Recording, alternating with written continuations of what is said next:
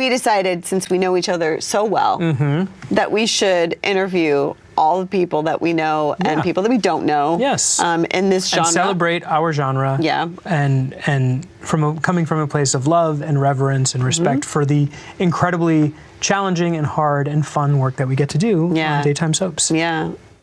Well, a new CBS podcast, Soapy, dives deep into the legacy, fandom, and enduring appeal of daytime soap operas. Actors Rebecca Budig and Greg Rikaart sat down with some of our favorite soap opera characters to discuss their career throughout the years. And I caught up with Greg and Rebecca to learn more about their new podcast and what listeners can expect this season. Well, hosts Rebecca Budig and Greg Rikaart are joining us to tell us more about their brand new podcast, Soapy. Guys, thanks so much for chatting with us here in Boston. Hi, Brianna. Thank you for having us. Hi. We're so excited. Soap operas have been around for as long as anyone can remember, and now we have the world of podcasting, right? But what sets your podcast apart from all of the other ones that are out there? Well, I don't know, Greg, you can speak to this, but I think the fact that we have been on a couple of other shows and that we're currently working on the shows, I think it gives us a different perspective when interviewing people who have been involved in the genre. Yeah, it's insiders talking to insiders, and I think that gives it a different twist. You know all of the inside baseball, the right questions to ask, because you have been in these shoes. Yeah, and I think what's really fun about the conversations that we've had is that one of our guests will say something and immediately Rebecca or I can sort of share one of our experiences that sort of gives the audience, I think, some really fun behind the scenes cookies, if you will. So the podcast kicked off last week with Eric Braeden from The Young and the Restless. That was your first guest. Tell us a little bit about the episode for people who may have missed it. Well, I think I'm in love with him, for starters.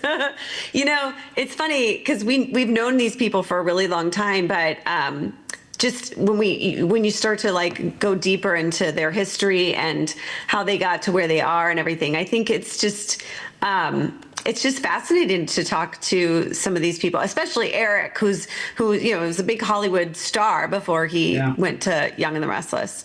You go ahead, Greg. I feel like I took over. No, not at all. Again, people that we know and admire and respect that we get to learn more about has been sort of an unexpected bonus to all of this, because I think the point was to share a lot of what we do with the audience. But I think Rebecca and I leave each interview being like, that Eric is fascinating. Deidre Hall is fascinating. Melody Thomas Scott. We have incredible guests. And again, we all get to learn more about them and give the audience some really fun behind the scenes anecdotes. I'm curious what you think the biggest misconception is about soap operas. Well, that's a good question. Well, I would say we get stigmatized just by acting on them. So I think there's a misconception that because you're on a soap, you can't really do much else.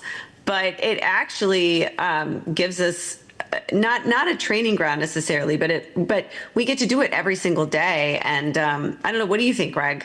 Well, I think. What do you think the biggest misconception about soaps is?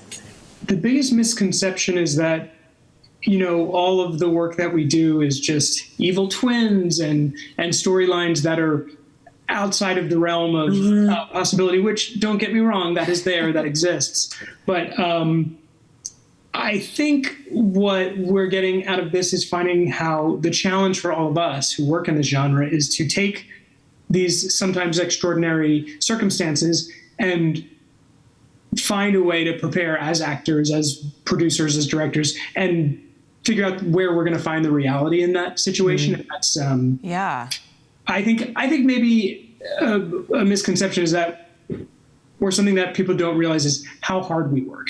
Because we really do have to learn a new script every day, and sometimes find a way to ground a situation that would maybe not really happen in our regular lives. Sure, and make it believable. Absolutely. I think that is such a great point. You mentioned Deirdre Hall. I know she's your guest for Tuesday's episode. Any kind of fun facts, things you learned from her that you can share with us?